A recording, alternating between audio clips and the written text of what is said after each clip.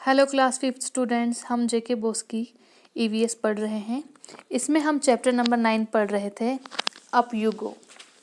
आज हम इसमें पेज नंबर 83 कंटिन्यू रखते हैं और इसमें हम पढ़ेंगे rock climbing. We had to climb 15 kilometre to reach Tekla village. It was at a height of 1600 metres.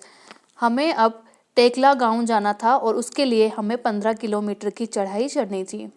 वह लगभग 1600 मीटर की ऊंचाई पे था। Our rucksack had all the way that we may need: food packets, water bottle, rope, hook, plastic sheet, diary, torch, towel, soap, wind cheater, whistle, glucose, जगरी, चना and some other snacks.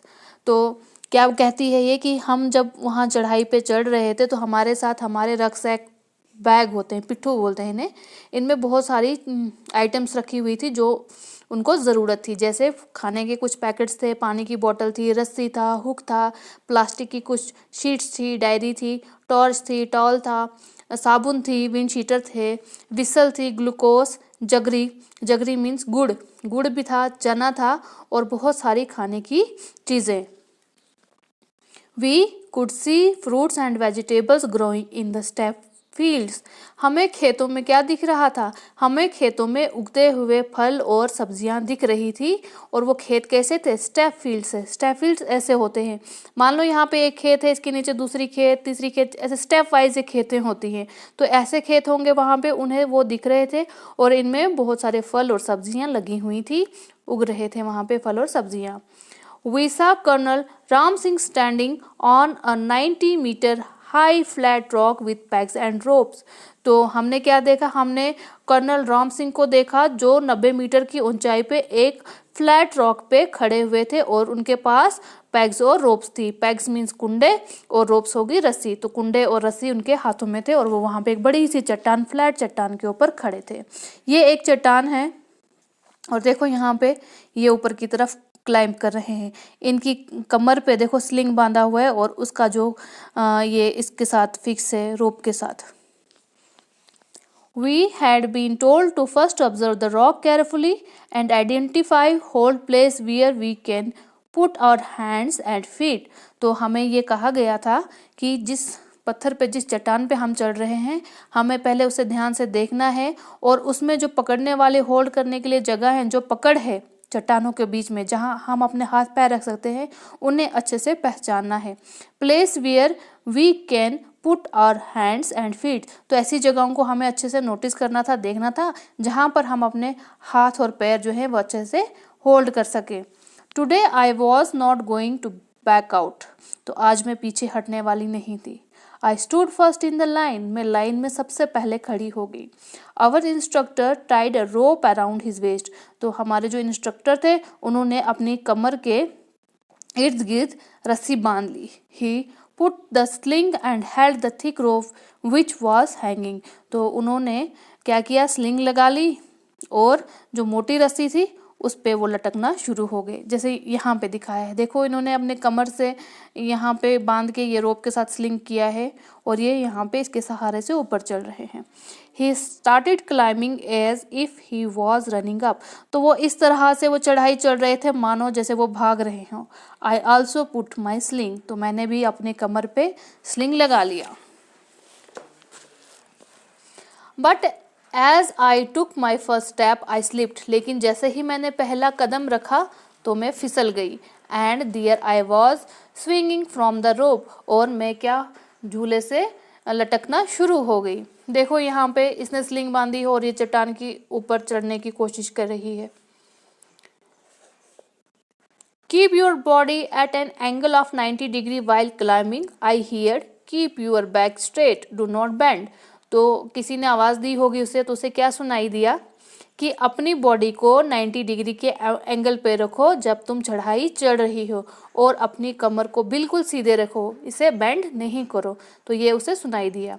Keeping this in mind I imagine the rock as flat ground and started to climb up. मैंने अपने दिमाग में यह imagine किया, ये सोचा कि मानो मैं एक फ्लैट ग्राउंड पे चल रही हूँ और मैंने चढ़ाई चढ़ना शुरू कर दिया, मैंने रॉक पे क्लाइंब करना शुरू कर दिया। Again while coming down we had to use the rope, और दोबारा से जब मैं नीचे आ रही थी तो मैंने उसी रस्सी का इस्तेमाल किया, in a special way called rappelling. तो एक ख़ास तरीके से मैंने उस रस्सी का इस्तेमाल किया जिसे रैपलिंग कहते हैं। I did this with the same fearlessness, और मैंने ये बिना किसी डर के किया।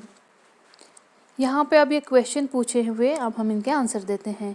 Have you ever climbed a tree, क्या आप कभी किसी पेड़ पे चढ़े हो? हाउ डिड यू फील, आपको कैसा महसूस हुआ? वर यू स्कैर्ड, क्या आप डर गए? डिड यू एवर फॉल, क्या आप कभी गिरे हो? तो इनके आंसर हम देंगे। Yes I climbed an apple tree, हाँ मैं एक जो सेब का पेड़ होता है उस पे चढ़ा हुआ हूँ। इट वॉज एडवेंचरस, ये मेरे लिए एडवेंचरस था। आई फेल्ट स्केर्ड, हाँ मुझे डर लगा। I have never fallen from a tree, लेकिन मैं कभी भी पेड़ से नहीं गिरा। Have you ever seen someone climb A small wall, what do you think is the difference between climbing A wall and climbing A high rock? तो क्या आप कभी किसी दीवार पे चढ़े हो, आप कभी किसी छोटी सी दीवार पे चढ़े हो?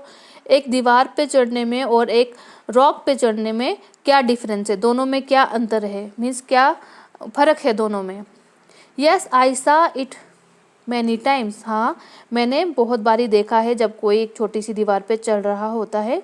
I think climbing A high rock is bit easier than climbing a wall because the surface of a rock is irregular with holes where one can put his her hand and feet।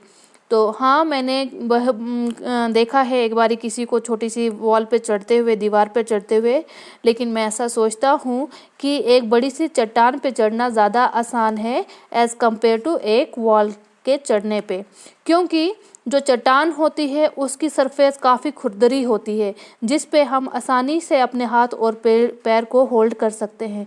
लेकिन अगर बात की जाए एक छोटी सी wall की तो वो काफ़ी प्लेन होती है जिस पे चढ़ने में हमको काफ़ी दिक्कत होती है। तो ये इसका आंसर है। नेक्स्ट है अब ए फनी इंसिडेंट, एक मजाक वाला वाक़या हुआ था इनके साथ, एक घटना घटी थी जिसमें काफ़ी मज़ा आया इनको। इट वॉज इवनिंग, शाम का वक्त था। खंदोबी वॉज फीलिंग हंगरी, जो खंदोबी थी उसे भूख लगी हुई थी, उसे काफ़ी भूख महसूस हो रही थी।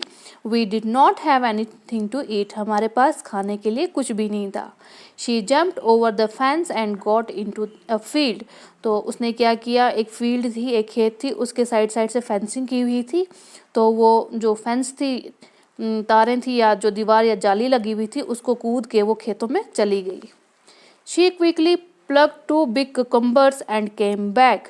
cucumbers होते हैं खीरे, तो उसने जल्दी जल्दी 2 खीरे वहाँ से प्लग करके लाए, तोड़ के लाए और फटाफट वापस आ गई। Just then a woman came from behind and caught hold of her bag। तो क्या हुआ, जैसे वो वापस आ गई तो एक औरत फटाफट पीछे से आई और उसने उसके बैग को पकड़ लिया। She started saying something to खोंदोबी in her own language। तो वो जो औरत थी उसने खोंदोबी को अपनी भाषा में कुछ कुछ कहना शुरू कर दिया। We could not understand what she was saying। तो हम ये समझ नहीं पा रहे थे कि वो क्या कह रही है। खोंदोबी was trying to explain her in MyJio language which we could not understand। खोंदोबी भी उसे माइजो लैंग्वेज में समझा रही थी, एक्सप्लेन कर रही थी, लेकिन वो भाषा भी हमें माइजो भाषा भी नहीं समझ आ रही थी। I tried to explain in Hindi but neither of them could understand it। तो हम हिंदी में उन्हें समझाने की, एक्सप्लेन करने की कोशिश कर रहे थे, लेकिन उनमें से कोई भी हमें समझ नहीं पा रहा था। Finally I folded my hand to say that we were sorry. तो आखिरकार मैंने अपने हाथ जोड़ लिए और उनसे माफ़ी मांगी। But then our group had gone far ahead. लेकिन तब तक जो हमारा ग्रुप था वो बहुत आगे जा चुका था। It was already dark. अंधेरा हो चुका था। I thought we had lost our way. तो मैंने ये सोचा कि हम अपना रास्ता खो चुके हैं। Now we were really scared. हाँ, अब हमें वाकई में डर लग रहा था। We could not see anything even with our torches. हमारे पास जो टॉर्च थी उनकी लाइट में भी हमें कुछ दिखाई नहीं दे रहा था क्योंकि बहुत अंधेरा था। I started sweating even though it was cold. इतनी ठंड होने के बावजूद भी मैं पसीना पसीना हो रही थी। I tightly held Khondobi's hand. I called out loudly, where are you all. तो मैंने खोंदोमी का हाथ पकड़ा और जोर से चिल्लाया कि तुम सब लोग कहाँ हो। Can you hear me? क्या तुम मुझे सुन सकते हो? My voice echoed in the mountains. और मेरी आवाज़ पहाड़ों में इको होने लगी। इको का मतलब होता है जब हम किसी बड़ी चट्टान पे चढ़ के कहीं आवाज़ लगाते हैं तो वो आवाज़ गूंजती है, उस गूंजने को हम इको कहते हैं, वो आवाज़ वापस आती है। We both started to whistle loudly and flashed our torches। तो हम दोनों ने, जो हमारे पास विसल थी वो ज़ोर ज़ोर से बजाना शुरू की और अपनी टॉर्चेस को फ्लैश करने लगे। Probably the group had noticed that we were missing। और तब ग्रुप को पता चला कि हम खो गए हैं। We heard some whistles at a distance। तो हमें भी कुछ दूरी से सीटियों की आवाज़ सुनाई देने लगी। I understood the signal। तो मैंने वो सिग्नल समझ लिया। We held each other's hand tightly and waited।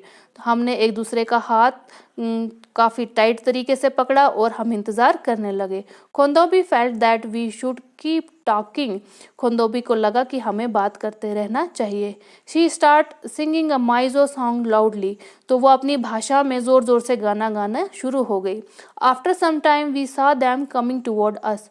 तो थोड़ी देर के बाद हमने देखा कि वो लोग हमारी तरफ आ रहे थे। At last we were with the group again. और आखिरकार हम फिर से अपने ग्रुप के साथ जुड़ गए। यहाँ पर भी कुछ क्वेश्चन पूछे हुए हैं। क्वेश्चन है, is there anyone in your class whose language you do not understand और who does not understand yours? What do you do in such a case?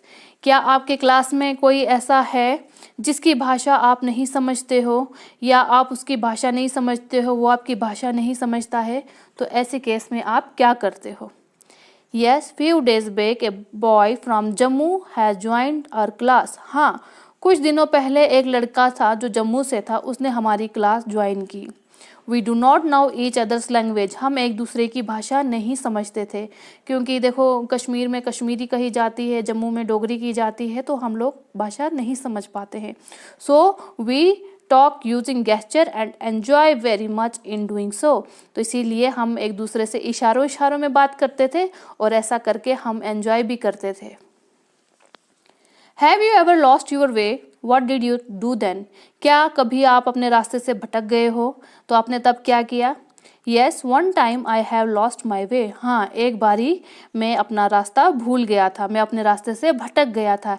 In that case I asked the local people to help me in finding my way. तो तब मैंने क्या किया, मैंने वहाँ के जो लोग थे, लोकल लोग थे, उनसे मदद ली अपना रास्ता ढूंढने में। Why do you think खोंदोबी would have sung loudly? आपको ऐसा क्यों लगता है कि खोंदोबी जोर जोर से क्यों गाना शुरू हो गई? So खोंदोबी would have sung loudly so that the group could listen and find them easily। तो खोंदोबी इसलिए जोर जोर से गाना शुरू हो गई थी ताकि जो ग्रुप के लोग थे, ग्रुप उसे ढूंढ पाए, उसका गाना सुन पाए और वो उन्हें आसानी से ढूंढ लें। Have you ever seen someone doing something special to get over their fear? What and when? क्या आपने कभी किसी को कुछ खास करते हुए देखा है जब उसे डर लगता है? क्या और कब? Yes, once riding on a high-rise swing, we were shouting and yelling to get over fear and also to enjoy. हाँ, एक बारी जब हम झूले पे चढ़े हुए थे तो वो जब झूला बहुत ऊपर जा रहा था, नीचे आ रहा था, तो हम ज़ोर ज़ोर से चिल्ला रहे थे क्योंकि हमें डर लग रहा था। तो उस डर को कम करने के लिए हम ज़ोर ज़ोर से चिल्ला रहे थे और साथ में हमें काफ़ी मज़ा भी आ रहा था चिल्लाने में। तो ये इसके आंसर से। डियर स्टूडेंट्स, आज हम इस वीडियो में इतना ही पढ़ेंगे। इस चैप्टर को हम आगे नेक्स्ट वीडियो में कंटिन्यू करेंगे। Thank you.